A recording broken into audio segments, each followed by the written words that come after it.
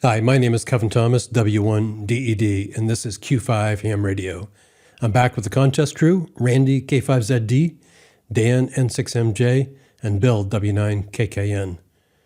Unfortunately, Chris, KL9A, is off chasing rattlesnakes on his Montana antenna farm, so we're going to miss him tonight. We're talking about the IARU HF World Championship, a one-day sprint and the perfect mid-year contest for operators around the world. We'll break down what makes it special and hear from each of our crew what they have planned for the weekend. Before we begin, a quick thank you to our sponsor, DX Engineering, your source for everything you need to get on the air with and stay there. From antennas to amplifiers, they've got you covered. Visit dxengineering.com to learn more. So let's get started. Randy, of course, it's on to you. What are the rules? All right, this is a pretty simple contest. Anyone can work anyone. It's 24 hours, starts at 12 Zulu on the second Saturday of July each year and goes till 12 Zulu the next day. So pretty much noon to noon in Europe. It's like 8 a.m. to 8 a.m. Eastern time in the U.S. Anyone can work anyone. The exchange is signal report and your ITU zones. So not CQ zones, but ITU zones. They're the ones that go from 1 to 75. And, for example, the east coast of the United States is Zone 8, the middle is Zone 7, the west coast is Zone 6. There is a wrinkle in this contest, though. The multiplier is zones per band. That's pretty straightforward. But then the wrinkle is there are also IARU headquarters stations that are on the air. And a headquarters station is identified by one that's sending their IARU society name abbreviation. So for the UK, it might be RSGB. For W1AW, they're going to send ARRL. A Japanese headquarters station might send JARL. So these headquarters stations are also multipliers on each band. And one of the things that makes the headquarters stations kind of interesting is they tend to do multi-ops, and they tend to get a bunch of guys together, and they're not all in the same station. They might share it between different stations. And so there's quite a battle that goes on between the different IARU societies with their headquarters stations. So they're generally pretty easy to find on all bands. They're active, especially the big ones. They're active on all the bands all weekend long. The contest is 160 through 10 meters, no warp bands. Phone and CW. You can work a station once per mode. And the categories are either single op or single op unlimited, so assisted. Either CW only or phone only or mixed. And then the last thing is multi-op stations can only be in the mixed category. So a little bit of something for everyone. Zones tend to be a lot like the CQ contest in that you find yourself trying to work different parts of the world to make sure you get all the multipliers. But it's really the headquarters stations which drive the score. So you want to try to work as many of them as you can on each band. And remember, the multipliers are once per band. So if you work a headquarters station on phone and then work them on CW, it probably only counts for one multiplier. Just like many contests, this one tends to be very Europe-centric. That's where most of the headquarters stations are located. So it's there's a lot more multipliers for guys who have access to Europe. So that'd be the U.S. East Coast or South America, that kind of thing. But there are headquarters stations all around the world, but just tend to be more of the big ones that are available on every band and mode are in Europe. So there you go. A little bit of everything. Just pick and choose whatever you like. Phone, CW, mixed, assisted, not assisted, chase, QSOs. Oh, that's the other thing I forgot. Scoring. You get 1 point for a QSO in your own zone. So if you're in the East Coast, like if I'm in W1 and I work at W3 and we're both Zone 8, that's 1 point. If I work somebody who's in a different zone but the same continent. So if I work a guy in Texas, I'm in Zone 8, he's in Zone 7, that counts as 3 points. And then when you work somebody on another continent, that's 5 points. So it is a DX contest. You want to work as much DX as you can. Another wrinkle, those headquarters stations there are so many of, you get 1 point apiece for them. And that's it. And then just to show that I didn't prep very well for this, one more wrinkle. In addition to the headquarters stations, certain IARU officers or administrators also count as multipliers. So they will send something like R1, R2, R3, depending on which region they're in, or AC, I don't know, AC Advisory Council or something like that. So those guys also count as multipliers. So you want to be on the lookout for them because they tend to be just a single guy who's on the air. Sometimes they go up and down the band calling people. Sometimes they call CQ and get a big pileup, but they all count for mults. So you want to look for them. But if you work two R1s, like two guys in Europe that are R1 officials, you only get the multiplier one time. So just be aware. So I've been talking to you guys long enough to know that you have your favorites, and I'm just kind of curious where this contest falls in the spectrum of favorites. For me, this is definitely one of my favorite contests of the year, so especially operating from the West Coast. It's different than any other contest, any of the other majors that are out there. Like Randy said, it's mixed mode, so you can work guys on phone and CW. There's a lot of rate to be had, especially on CW. You're going to find that there's actually more participation on CW in this one than phone, but you get a little bit of both worlds. And from the West Coast, it's one of the few times where we actually have an opportunity to compete with the East Coast because of the summertime propagation. Now, those of you that are aware already know this, but some of you may not.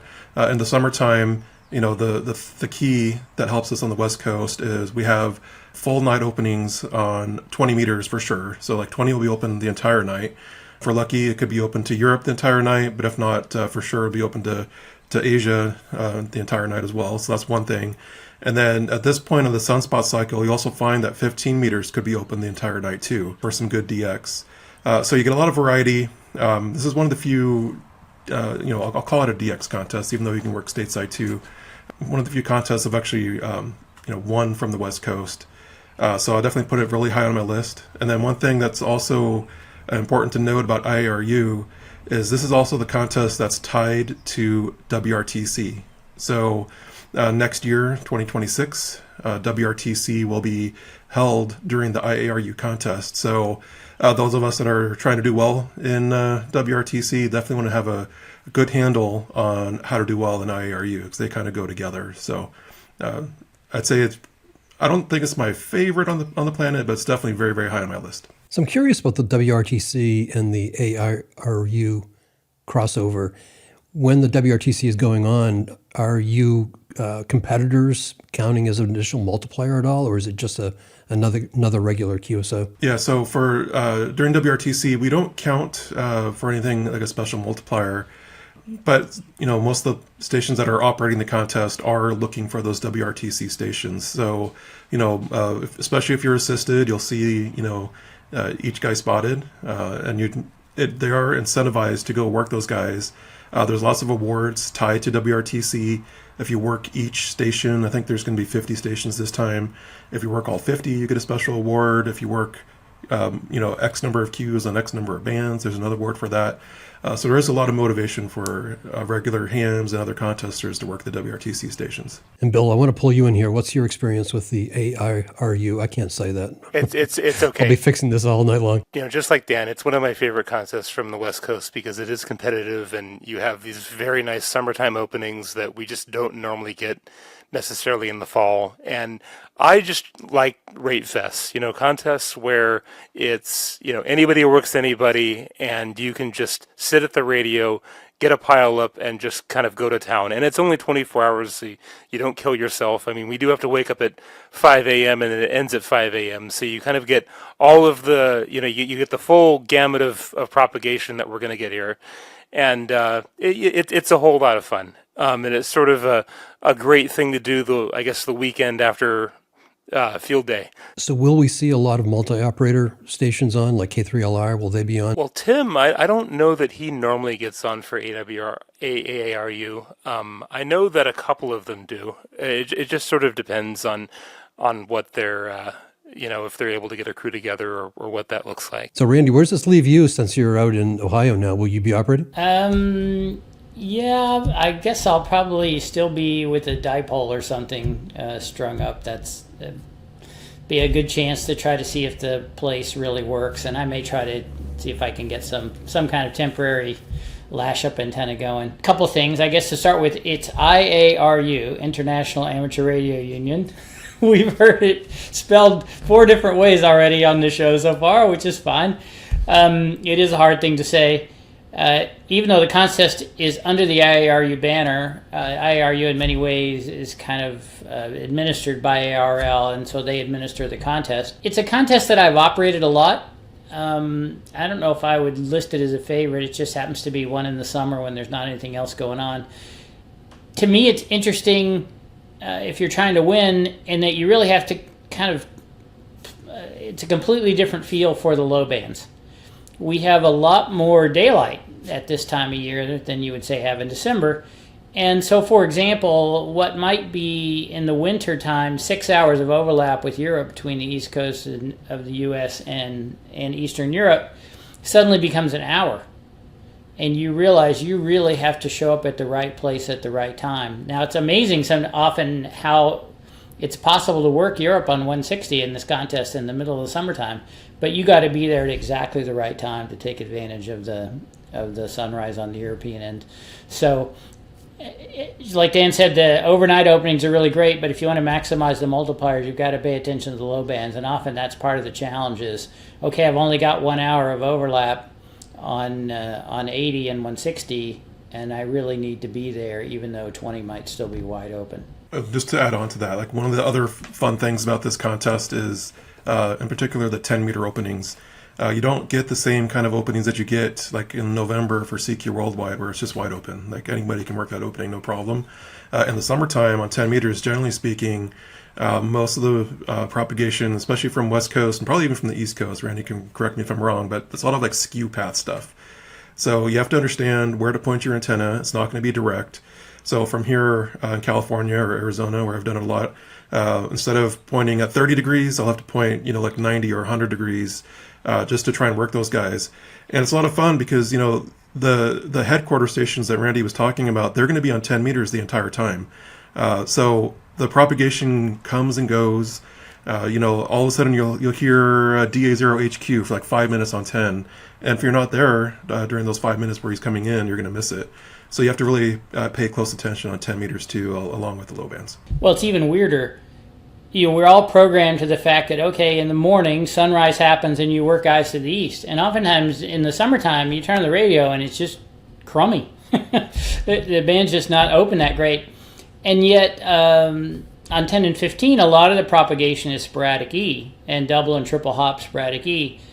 And so sometimes you'll see an opening a little before sunrise, so even before you normally would get there. But often it's really late. So, for example, the Europeans are the loudest on 10 meters in IARU in our late afternoon. So it's like 22 Zulu, which is 11 p.m. in Central Europe. And yet that's when the band finally opens, and the headquarters stations will just be booming in for an hour. And they're desperate for QSOs because, they've stayed up late at night and the band opens, and most people have given up on 10 meters by late in the afternoon. So everything's a little bit upside down. And in that regard, IRU gives us a great chance to just experience propagation at a time when we're maybe not on the air as much. Dan, I presume you'll be at ND7K? We had a lot of plans this year, so I was supposed to operate with Chris because we were going to be preparing for WRTC next year. So originally we were going to go to England. That fell through. Then we're going to operate from ND7K. I think that's going to fall through too. This might be one of the first times in a long time that I'm going to skip it. I might do it from home a little bit, but I'm definitely going to be missing being on the air. The timing is not quite right this year, so I might just have to skip it. And Bill, what about you? I have a couple different things that I'm going to try to do. I might go over to my good friend NW6P's house and just operate from there and enjoy the contest and maybe not be completely serious about it. The other possibility is I really need to spend a little time getting the ZF1A remote back online, and if I can do that, then maybe that is actually a headquarters station. It's possible that I'll keep that QRV and operate from there. But that's a problem that's basically a couple weeks from now. So we're gonna see what I can get lined up in that time. So Dan, you and Chris, we're going to operate so you can get some operating time in before next year. Do you think a lot of teams are doing that for this particular contest in prep for the WRTC 2026? Well, I definitely think it's a smart thing to do. We've done it many times in the past, and it's not just this contest. Usually we'll spend 3 or 4 contests together just to kind of prep. With the current WRTC rules, it's not quite as important as it is in some of the other times in the past, because currently the way WRTC works is it's almost like a two-man multi-two, where you're not really operating together a whole lot. You're both doing your own separate thing. So in order to prep for that, there's not a whole lot you have to really do. As long as you're confident on your own, you should be able to do okay on a team. And I believe it was N5TJ who just recently told you that him and K1TO never really operated together outside of WRTC, which just blows my mind. But in reality, it worked for them. I think it's one of those things. It's not a bad thing to do, but I don't think it's entirely necessary. WRTC was a little bit different back then, though. One of the things, a lot of guys went to Italy the year before WRTC in Italy and operated. And my sense in talking to them was they all learned something about the propagation that they didn't know, that they felt provided some advantage or helped them for the real WRTC event. So I think it's safe to say that if you could go operate this year from the UK, you would probably get a feel for kind of when the band's open and what comes in from where. Because in the midst of WRTC itself, you just don't have a lot of tuning around or experimenting time. You're kind of always head down trying to find rate when you can. So that's probably where it helps, just a little bit of better understanding of propagation and recognizing what may be going on. At the same time, it's a summertime contest, so one year to the next doesn't mean anything.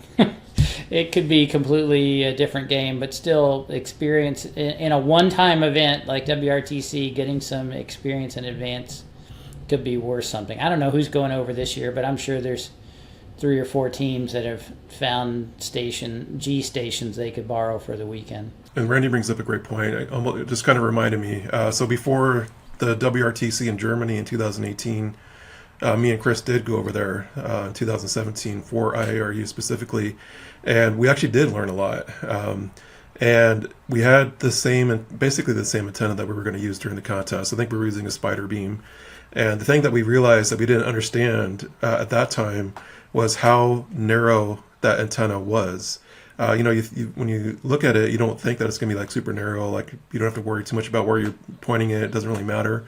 But we learned very quickly when we were doing it the year before that it really does matter. And especially in Germany, when you're kind of right in the middle of the continent, you got to point south for Italy, you got to point northeast for England, you got to move the antenna all over the place.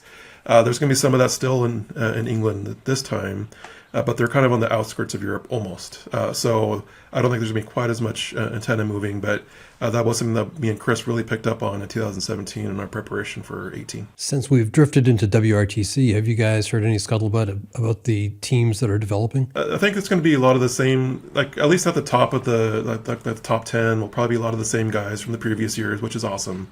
Me and Chris will be in there. The German team is going to be really, really strong. The French team is always doing a great job. The OM team is always super strong. I think all the heavy hitters are going to show up, and I think it's going to be a really tight battle at the top. I do want to bring up one other thing about IARU. It tends to be very weighted towards CW. Not 100% sure why, but I think it's mostly because of the number of Eastern Europeans or Europeans that are in it. They tend to gravitate more towards CW. Tends to be a pretty high-speed contest. And as a result of everybody being down on CW, there's not as much activity on phone, which always kind of drives us crazy in WRTC because you keep trying to go to phone because you want the big rates, and then you get up there and there's just nobody home. So the guys who do phone only in IARU, man, hats off to them because they've got to grind it out hour after hour. You don't have to be in the contest to give me a call kind of thing on the high bands, and then on the low bands, they just don't, they're looking for headquarters stations amongst all the noise and everything. So it's a tough gig phone only, but I think it's great fun and mixed, because I love kind of doing a little bit of one mode on one band, then going to another band, changing to a different mode. When you get tired of something, you can go do something else. So a lot to be said for being able to do both modes in the same contest. Thank you, guys. Thank you for joining me. My name is Kevin Thomas, W1DED. This is Q5 Ham Radio.